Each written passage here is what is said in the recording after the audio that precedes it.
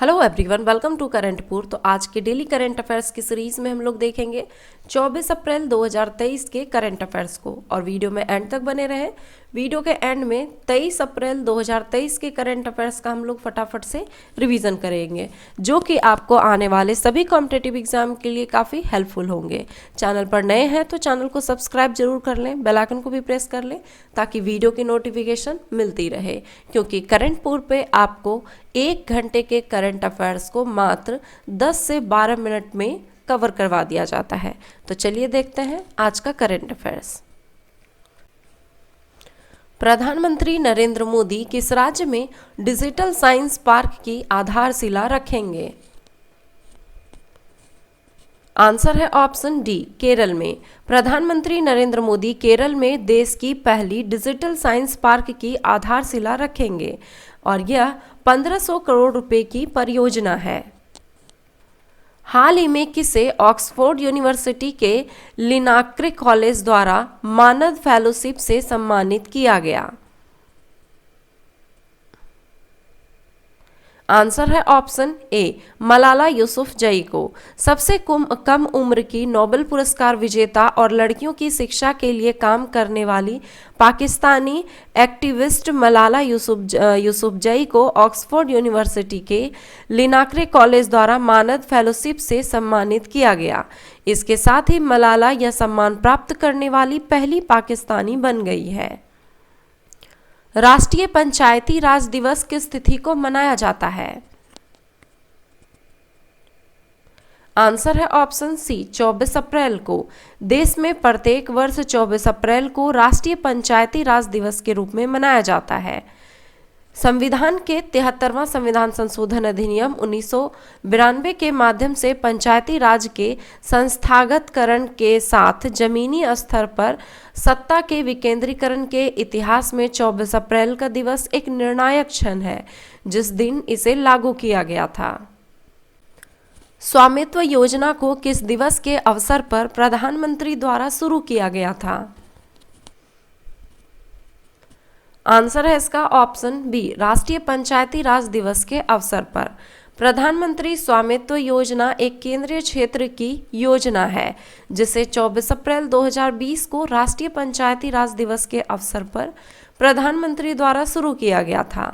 स्वामित्व योजना का उद्देश्य गांव के बसे हुए क्षेत्र के ग्रामीण परिवारों के मालिकों को अधिकारों के रिकॉर्ड संपत्ति कार्ड प्रदान करना है।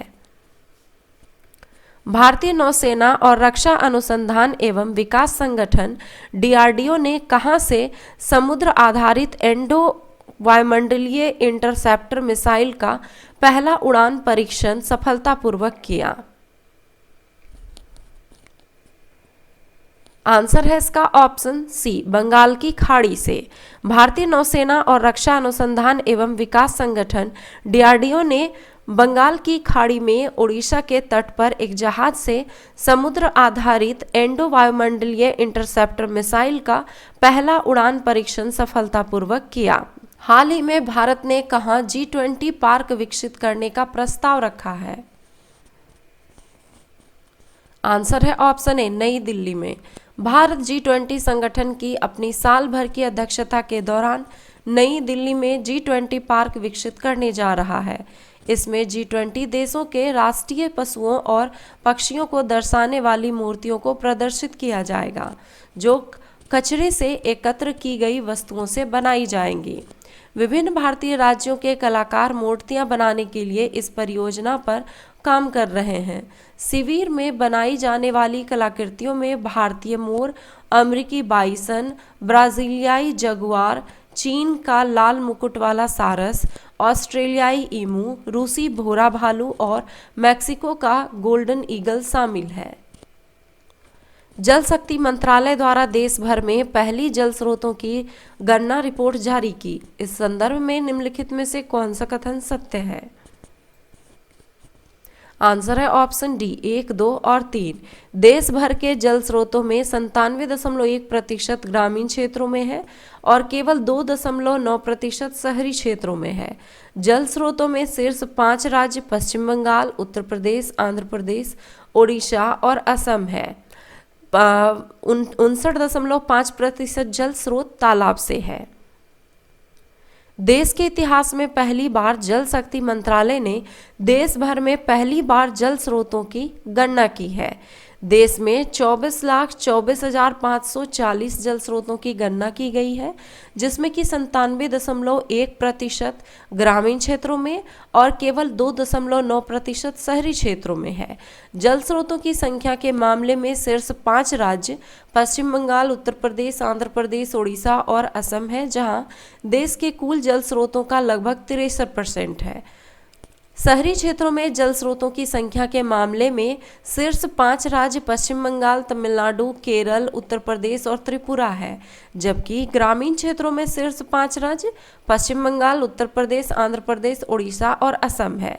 59.5% जल स्रोत तालाब है। इसके बाद टैंक जो कि 15.7%, फिर जलाशय, फिर जल संरक्षण योजनाएं, रिसाव टैंक, रोकबंद, फिर झीलें और अन्य जो है 2.5%। असम और अरुणाचल प्रदेश की सरकारों के बीच चल रहे अंतर्राज्य सीमा विवाद के निपटारे से कितने गांवों का विवाद समाप्त हो गया?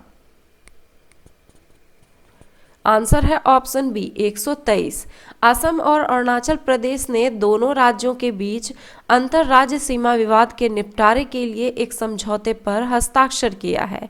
यह समझौता नई दिल्ली में केंद्रीय गृह मंत्री अमित शाह की उपस्थिति में असम के मुख्यमंत्री हेमंता बिश्वा शर्मा और अरुणाचल प्रदेश के मुख्यमंत्री पेमा खांडू ने किया। इस समझौते से दोनों राज्यों की सीमा पर स्थित 123 गांवों का विवाद समाप्त हो जाएगा। हाल ही में जारी विश्व बैंक के लॉजिस्टिक्स परफॉर्मेंस इंडेक्स 2022 में भारत किस स्थान पर है? आंसर है ऑप्शन सी 38वें स्थान पर। भारत ने वर्ल्ड बैंक की लॉजिस्टिक परफॉर्मेंस इंडेक्स 2022 में पिछले 8 साल में 16 पायदान की शानदार छलांग लगाई है। वर्ष 2014 में वर्ल्ड बैंक के लॉजिस्टिक परफॉर्मेंस इंडेक्स में भारत 54 पायदान से 2022 में 38वें स्थान पर पहुंच गया है। भारत सरकार द्वारा राष्ट्रीय तकनीकी अनुसंधान संगठन NTRO का नया अध्यक्ष किसे नियुक्त किया है? आंसर है ऑप्शन सी अरुण सिन्हा को। भारत सरकार द्वारा राष्ट्रीय तकनीकी अनुसंधान संगठन का नया अध्यक्ष अरुण सिन्हा को नियुक्त किया गया है। NTRO यानी कि राष्ट्रीय तकनीकी अनुसंधान संगठन भारत में स्थित एक तकनीकी खुफिया एजेंसी है। यह प्रधानमंत्री कार्यालय में राष्ट्रीय सुरक्षा सलाहकार के तहत काम करता है और 2004 में इसकी स्थापना की गई थी। तो चलिए अब 23 अप्रैल 2023 के करंट अफेयर्स का हम लोग रिवीजन करते हैं। एशियाई खेलों के लिए क्वालिफाई करने वाली शैली सिंह का संबंध किस खेल से है? तो लंबी कूद से। भारतीय अंतरिक्ष अनुसंधान संगठन इसरो ने किस देश के 2 उपग्रहों को 22 अप्रैल 2023 को सफलतापूर्वक अंतरिक्ष में भेजा? तो सिंगापुर के। भारत में प्रतिवर्ष किस तिथि को राष्ट्रीय सिविल सेवा दिवस मनाया जाता है?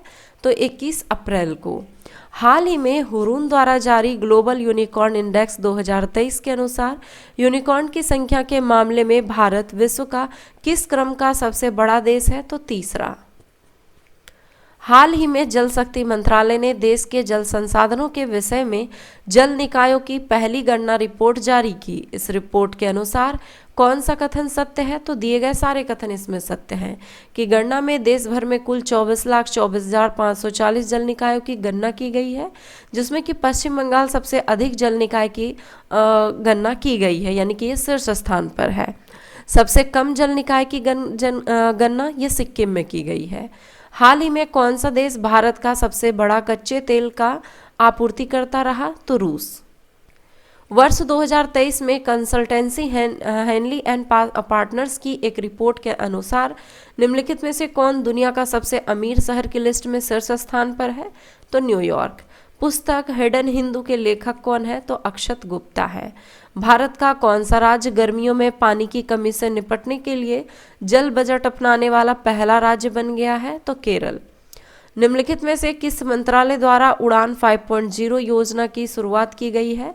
तो नागरिक उड्डयन मंत्रालय द्वारा।